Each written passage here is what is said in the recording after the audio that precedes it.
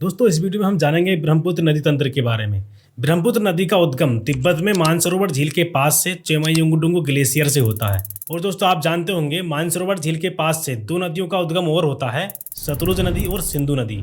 तिब्बत में ब्रह्मपुत्र नदी को सांगपो के नाम से जाना जाता है। और दोस्तों यह हिमालय के समांतर पूर्व की ओर बहती है और बृहद हिमालय की सबसे पूर्वी चोटी नामचा बरवा इसके पूर्व से घूमती है और यू टर्न लेते हुए दिहांग गोर्ज का निर्माण करती है और भारत के अरुणाचल प्रदेश में एंटर करती है।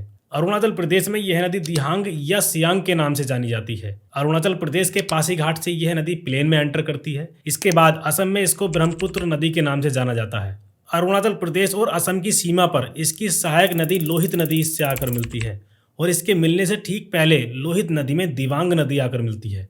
यहाँ लोहित नदी पर भूपेन हजारिका सेतु बना हुआ है। इसको ढोला सदिया पुल भी कहा जाता है। यह असम और अरुणाचल प्रदेश को आपस में कनेक्ट करता है। यह ब्रिज पूरे भारत का सबसे लंबा ब्रिज है जिसकी लंबाई 9.15 किलोमीटर है। दोस्तों दिवांग और लोहित नदी के अलावा बाएं ओर से मिलने वाली इसकी प्रमुख सहायक नदियां हैं धनसिरी और कोपली। और दोस्तों दाएं ओर से मिलने वाली ब्रह्मपुत्र नदी की प्रमुख सहायक नदियां हैं सुबनसिरी, कामेंग, मानस और तीस्ता।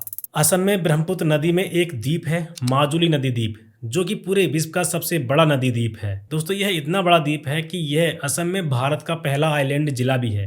असम की राजधानी दिसपुर भी ब्रह्मपुत्र नदी के किनारे स्थित है। ब्रह्मपुत्र नदी असम के धुबरी से निकलकर बांग्लादेश में एंटर करती है और बांग्लादेश में इसकी सहायक नदी तीस्ता नदी इससे आकर मिलती है। दोस्तों बांग्लादेश में ब्रह्मपुत्र नदी को जमुना के नाम से जाना जाता है। बांग्लादेश में यह दो ब्रांच में डिवाइड हो जाती है। एक ब्रांच गंगा नदी से मिल जाती है। आप जानते होंगे गंगा नदी को बांग्लादेश में पद्मा के नाम से जाना जाता है। और दोस्तों इसकी दूसरी ब्रांच मेघना नदी से मिल जाती है। और दोस्तों फाइनली ब्रह्मपुत्र नदी तिब्बत, भारत और बांग्लादेश में अपना लगभग 2900 किलोमीटर का सफर तय करते हुए बंगाल की खाड़ी में गिर जाती है। और यहाँ पर गंगा और ब्रह्मपुत्र नदी दोनों सम्मिलित रूप से मिलकर पूरे विश्व का सबसे बड़ा डेल्टा सुंदरबन डेल्टा का निर्माण करती है।